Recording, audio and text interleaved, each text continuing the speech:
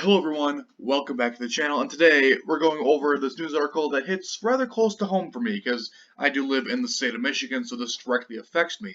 Michigan GOP lawmakers sue governor for extending state of emergency.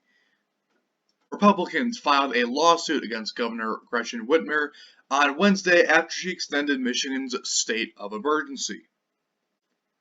State GOP lawmakers accused Whitmer of abusing her power by extending the order, on a move they said only the state legislature could authorize. The legislature did not approve any extensions to the state emergency declaration, and as such, we expected the declaration to end. Instead, we saw the governor ignore the law, unilaterally extend the emergency, and write new executive orders. State Senate Majority Leader Mike Shirkey. Now, if you don't know me, if you're new to the channel, this is the first time you're watching one of my videos, then you probably don't know this. Watching my channel for more than a week, then you would know that I have a real problem with authoritarianism. Now, I am not saying that the governor is in fact an authoritarian. What I'm saying is that if she wanted to become an authoritarian, this is how she would do it. She would say that, oh, she's doing it to protect the people, saying that, oh, if we leave our houses, we're going to die. That is a great way to give yourself more power. It's a great way to give yourself power. Because if people disagree with you, you can just say, oh, do you want people to die? Do you want your grandmother to die? And that's a really, really good way to get people to say, oh, okay, I totally don't want that to happen. Great way to seize more power than you're allowed. And I definitely think that if the roles were reversed, if there was a Republican governor doing these kinds of things and acting like a borderline authoritarian, then I would be doing this video right now. I don't care if it's a Republican or a Democrat. If you are trying to become an authoritarian, I will make a video on you. If left unchecked, the governor could extend her authority indefinitely, and that is exactly what I am concerned of. I do not want her having any more power than what she has right now. Michigan citizens cannot wait that long for a path forward to regain their lives and their livelihood. Michigan's state of emergency ran through May 28th. It was previously slated to expire May 1st. Whitmer's stay-at-home orders expired May 15th. Now, I have no problem with it ending on May 15th. I think that's probably a good time to open. It's not, I would prefer to open it earlier. I would have wished they opened it earlier, but we saw that the coronavirus wasn't quite all gone yet. It's not all gone. It won't be all gone for a while, but as long as you're going to go out, if you have any underlying health issues, you probably should wear a mask. But you probably should be wearing a mask. If you don't, you shouldn't be arrested, but it is recommended that you wear a mask. Let's just say that. The lawsuit, which was filed in the Michigan Court of Claims and requested a, quote, speedy hearing, argues that Whitmer's actions violated constitutional requirements for, quote, separation of power among co-equal branches of government. Now, I am not an expert on Michigan law. I don't think a lot of people in my comment section are either, but if there is someone that is going to keep a Democratic governor in line, make sure that she doesn't overstep her authority, I guarantee it's going to be the Republicans who are going to keep a close eye on whether or not they are, overstepping their bounds. And I'm sure this would happen in a reverse scenario, where the Democratic-controlled Senate would probably do the same thing and would do the same thing to a Republican governor. But we all know strong action is required to combat COVID-19. Yes, I agree with that. And keep our communities safe. But the one-size-fits-all action the governor has taken simply hasn't been good enough. Now, if you do not live in the great state of Michigan, or really in the U.S., or anywhere outside of Michigan, then you probably don't know, but Michigan is an extremely diverse area. It's an extremely diverse state in terms of geography, in terms of population density. The UP is nothing like Detroit. They're polar opposites. In the UP, you can walk in the woods for 30 miles and not see or hear anyone. But in downtown Detroit, it's impossible to not see someone. Social distancing in places like Detroit, like Ann Arbor, like Lansing, in the major cities in southern Michigan, social dis- social distancing is much, much harder because it's more densely populated. When you go up north, and even up to my neck of the woods, it's not that densely populated. Yeah, there's people, it's a fair-sized town, but it's not jammed packed like you see down south. Pull up a map of COVID-19 cases by Michigan County, and as you can tell, it's definitely not a issue for the Upper Peninsula. Not as it is an issue, but it's not nearly as bad, say in Houghton County, that it is down in Wayne County where Detroit is. It's foolish to expect something to work in Marquette County or Leelanau County to work the same as it would in Wayne County or Oakland County, simply because population density is so much different up there. And there's probably more people in these three counties than there is in the entire UP. I'm almost willing to bet that there is. Now, as you go up to central Michigan, you can see Bay County, Midland County, Gratiot County, Saginaw County. They have a fair bit of cases, but certainly not anything like this. Like the further away from the major population centers, like Flint's got a lot of people, so Genesee County, Shiawassee County, Livingston County, they all have a lot more cases than, say, Crawford County, because they only got 56, as opposed to even southern states that have at least over 100. Now, if you go up here, then even some counties, like I think this is Keweenaw County, they don't have a single case. Like there are still counties in Michigan, only in the UP, that have 0 cases.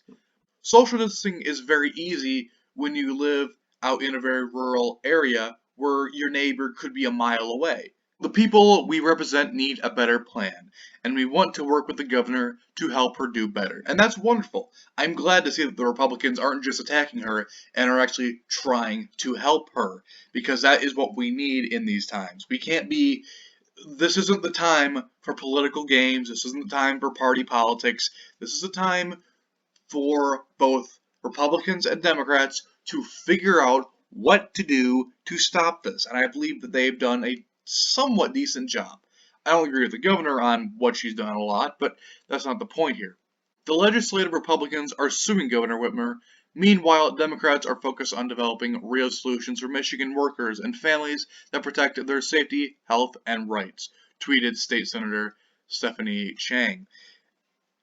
What are you doing exactly? Because you can't just say that and then expect me to just say, oh yeah, I totally agree with that. No, what are you doing exactly to help the safety, health, and what are you doing to help the rights of people? What exactly are you doing to help the rights of the common man in Michigan, or the common woman in Michigan? What are you doing exactly? So we have a tweet here by Stephanie Chang. The legislative Republicans are suing Governor Whitmer. Meanwhile, Democrats are focused on developing real solutions. Yeah, we already read that. Petition drive to limit governor's emergency powers, #1 priority. Now, yes, limiting the power of people in high positions is absolutely a #1 priority. But there can also be other #1 priorities. You can't simply prioritize one thing over the other. They both have to be important issues, and they are important issues. Now, this is where I think the party politics comes into play. So the GOP agenda is suing Michigan's governors, strip the executive branch of its constitutional ability to act swiftly during a pandemic. I don't believe that's true. Now, you may see it from where you're sitting, but from over here, what I have seen so far is the Republicans attempting to stop someone from overstepping their constitutional authorities, not limiting the constitutional authority itself. They're making sure they don't cross the line, not moving the line back. There is a big difference. The Democratic priorities, according to her, are safe workplace and childcare, paid sick leave, unemployment benefits. Why can't they both be important? Why can't all of these be important? They are all important. Yes, safe workplaces and childcare, paid sick leave, and unemployment benefits. Those are absolutely important. No one is denying that. But at the same time, making sure the governor doesn't become an authoritarian is also extremely important. These are not mutually exclusive. These can both be worked on by both parties at the exact same time. I don't understand why Miss Chang over here thinks that these both can't be worked on. Whitmer extended her emergency order Thursday, which was yesterday as of the time I'm recording this, saying that while Republicans are eager for a more rapid reopening of the state's economy, data shows that the coronavirus has abated enough and to loosen some restrictions. Yes. So the Republicans are looking at the data and the evidence to make a rational decision. What is wrong with that? What is so illogical and irrational about that? About looking at evidence and data to make an informed decision about the people that elected you to your position. What is so insane about that? But we do need eventually, and sooner the better, to open up the state's economy. Simply because if you look at the Lake Michigan shoreline, it's a beautiful place. That is what fuels the economy for many counties along the shoreline. Because tourism is a massive industry. It is an unbelievably essential part of the state's economy, especially up in Leelanau County. I go there on vacations, usually during the summer. If we shut down, if it gets completely shut down for the whole summer, then all the campsites, restaurants, small businesses, apartments, motels, hotels, all those industries connected to the tourism industry are going to go under. That would impact the lives of thousands of people. Now, I understand being safe. If you want to go, I think you should be wearing a mask, especially if you do have underlying health issues. I think the government should be holding a gun to your head saying you have to wear a mask. I think that they should say it's recommended.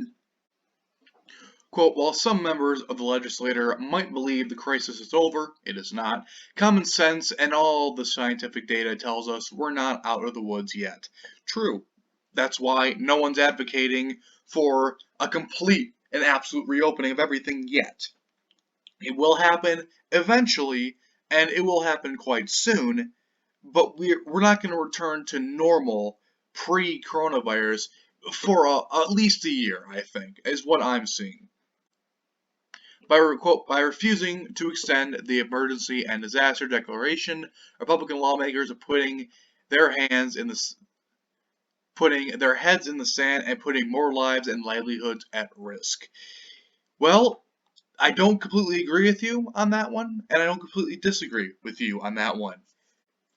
Every day we continue to stay shut, that's another business. That's another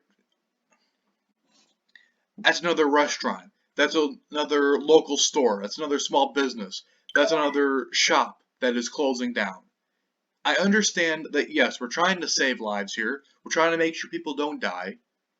But if people aren't able to reopen, if people aren't able to make money, there's not going to be much left to protect if we don't open up eventually. It is going to take a lot of time to recover, and a lot of people are unfortunately going to have to lose their jobs. I don't like it.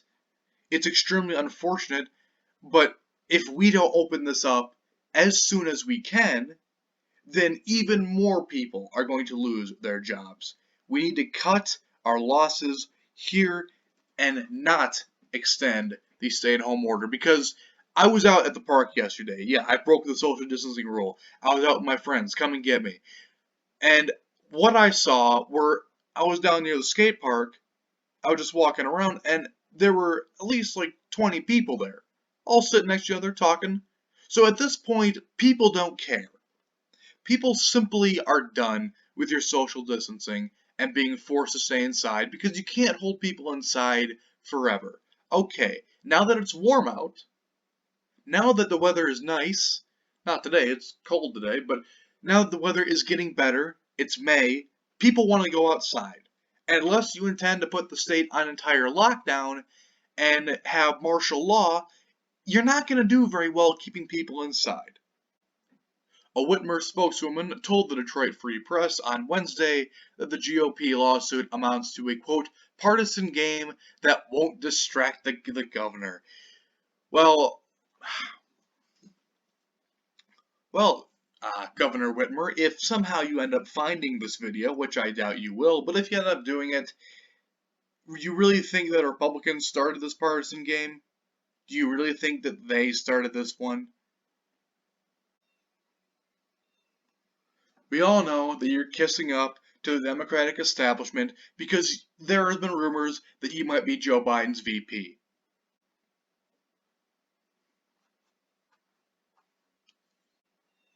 Whitmer's response to the coronavirus, which has infected more than 44,000 people in Michigan, has come under national scrutiny as waves of protesters descended on Lansing to demand the state be reopened more quickly.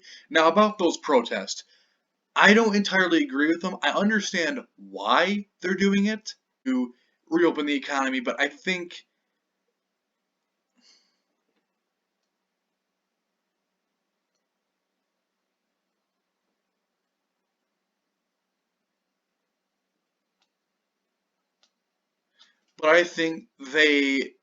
what they were doing by carrying their AK-47s and AR-15s and all sorts of machine guns, that probably wasn't the best idea. I mean, I get, yes, they can do that.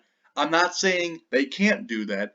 I'm just saying that probably wasn't the best idea if you're trying to appeal to a more moderate and even moderate Democrat side of the political spectrum. That wasn't a good idea on their part if they were trying to appeal to those people. Either way, thank you for watching. Subscribe if you're new. If you haven't heard already, I'm doing a podcast with my friend Over His Gamer. That will be on his channel tonight. I'll leave a link to him, his channel in the description. Go check him out. 7:30 tonight. That is about 2.5 hours from when this video will be going up.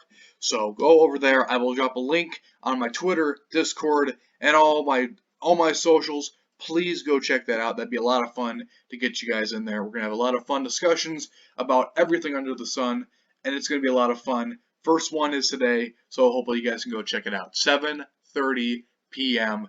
Eastern Standard Time tonight on Friday. So thank you for watching. Subscribe if you're new. We're trying to hit 300 subscribers by the end of let's go end of July. I think that's fair. So thank you for watching, and I will see you guys in the next one. Have a wonderful rest of your day.